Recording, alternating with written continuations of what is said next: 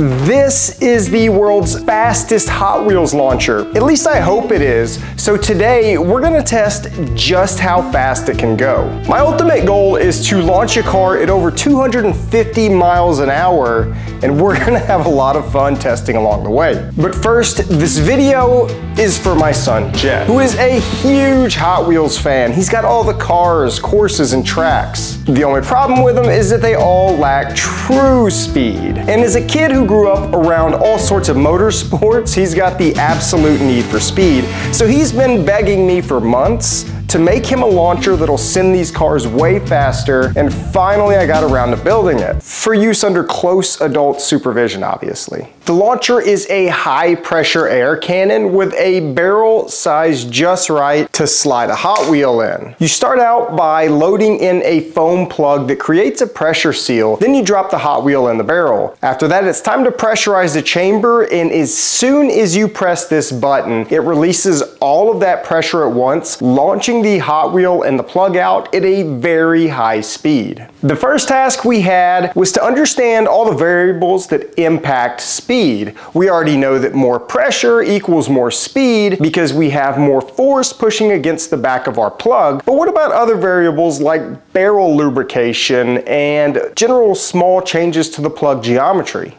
So we tested at low pressure first with some really fun backstops just to see what's going on. And we noticed pretty much right away after a few shots at our Jello brain that the plugs themselves actually break in after the first 1 or 2 shots and start to pick up speeds even at the same pressure. And this is because they compress a little and they don't fit quite as tight in the barrel, which means that the pressure force pushing it out is more efficient because it's not losing a lot of its own force to friction within the barrel. And when we were blasting the beans, we also noticed that we're getting so much acceleration that the car is literally pressing itself into the foam plug, which in turn actually limits the plug's lifespan. So now we have 2 competing variables. We want to break the plug in so it goes really fast, but if we overdo it, we're going to destroy the plug and it's useless. Seriously, look at how well this plug is stuck to the back of our Hot Wheels van as it plows into this pile of beans. And because I've been saving expired food for like the past 3 months just for this video, let's go have some more fun.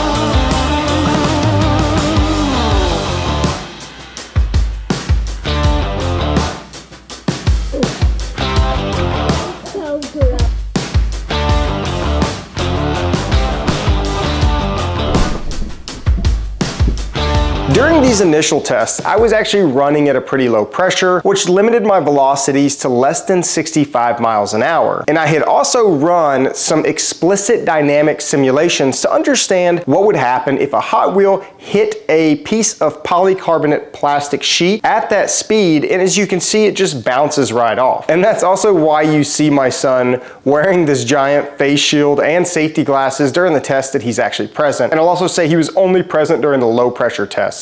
We're taking a lot of safety precautions here, so please don't try this at home. Now let's take a look at just how fast we can actually launch a Hot Wheel. And for this, we're using something called a chronograph that's designed to measure the speed of a projectile. Now, our first step on these tests, because we want to hit a high top speed, is we actually lubricated the barrel, which is simply done to reduce friction because the pressure tank itself holds a finite amount of stored potential energy, and we're trying to convert that energy into kinetic energy as efficiently as possible. So by reducing the overall friction with lubricant, we reduce the energy wasted to heat from friction and blow by. And next we had to find our lowest weight Hot Wheels cars because kinetic energy is a function of velocity and mass. So if we have a fixed kinetic energy value, when we reduce mass, we increase velocity to keep this energy balance constant. We started our speed tests at a really low pressure just so I could show my son how everything works and how all the measurements are taken. And even with the added lubrication, we kept everything under 100 miles an hour. Then it was time to kick him out so I could really turn the pressure up. And it wasn't long before I hit 200 miles an hour actually. But this wasn't even close to using the max pressure that it's designed to. So I turned it up to about 75% of max pressure, and that's when things got spicy. 301 million. I'll let Jet tell you just how fast we got. We hit 355 miles on the Hot Wheels launcher.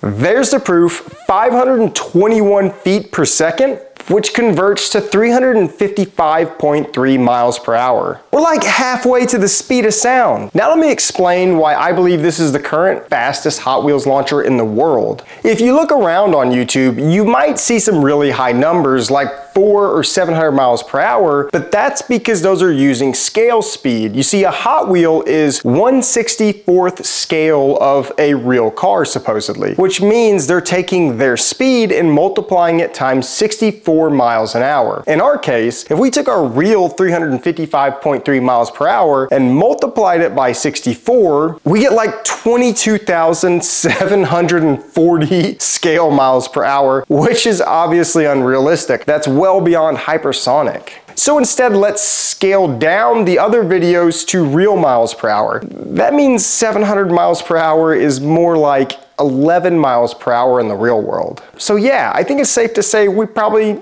have the record, or someone hasn't come out to claim it if they've actually beaten that. We also did some crash tests just to see what would happen, and it went about as well as you expect, as you can tell from our Hot Wheels graveyard. And I want to reiterate, I took a lot of safety precautions here. I had already pre-measured velocity when I let my son help out. I had him wearing a lot of safety gear that I had also done analysis on to make sure there was no chance of a breakthrough. So there are a lot of steps being taken that I don't show. Please don't try it at home. This thing is coming out at some crazy speeds with a lot of kinetic energy. Now I know this is quite a bit different than a lot of my other videos, but it made one of my son's dreams come true, so that's an absolute win in my book. I have some other awesome projects coming, and I can't wait to show you all of the stuff I've been working on. Thanks everyone for watching, and I will be back soon.